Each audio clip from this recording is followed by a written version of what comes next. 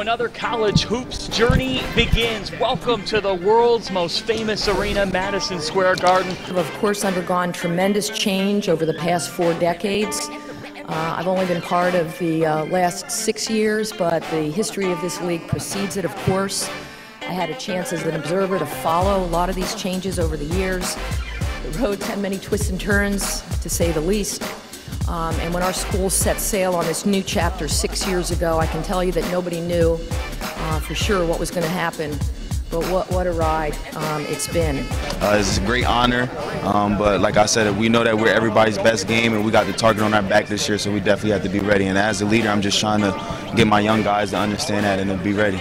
Play fast this year. It's going to be fast-paced. It's going to be a lot of defense. It's going to be a lot of pressing. So it's something that's I'm not used to fully, but I'm definitely fully embracing it. Having that feeling and knowing that feeling of playing in the NIT just motivates us going forward into this season. So I think that was good for us. I think that was good for the growth of our core, and I think it's good for the growth of our core to understand that, to relay that message to the younger guys to hopefully avoid that situation going forward this year.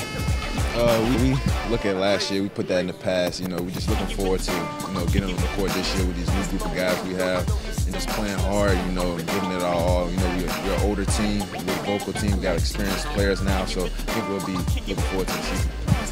I think it's just, growing up playing basketball where I'm from, defense first comes from New Jersey. If you ask anybody from where I'm from, they love defense. And I'm thinking just having heart, I just, don't like to be outplayed by a lot of people. And I talk trash at that too, so somebody outplayed me, I look dumb. And I just, playing for my team. I love my teammates, and I do anything to win. And whatever I got to do, whether it's scoring, defense, passing, I want to do it. So, it's been a lot of fun. It's been a journey, and I think we're going to be a really good team. Coming in every day and just putting in the work is what it's really going to be about.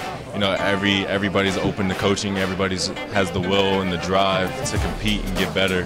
And even the freshmen just learning about the culture and what it's about.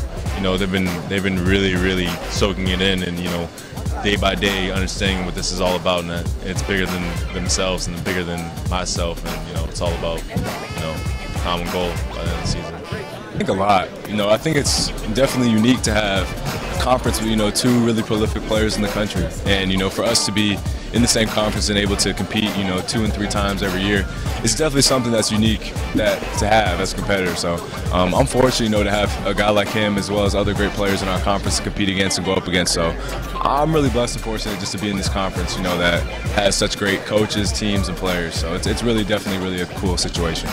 I think it's emerging. I mean, Alpha will have a big voice. Khalif has a big voice.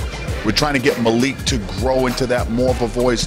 Pipkins, although he's in his first year with us, he's not afraid to give his opinion, and what he says, for the most part, he's dead on. He's just got to continue to build his relationship with his teammates. Well, I think you have to be happy with progress, as you mentioned, with the numbers and how many wins we were able to get, and our late season run in both the regular season and postseason, so I think you have to be happy about that. But you also have to understand the razor-thin nature of success versus non-success and what it does. And we were going at Creighton at the last regular season game, and if we won, middle of the pack finish, and if we didn't, we would end up in 10th places. And not winning that game meant that all the work we did, didn't end up to where we wanted to be. And so we got to continue to understand that, know what it means, and then be better moving forward for this season.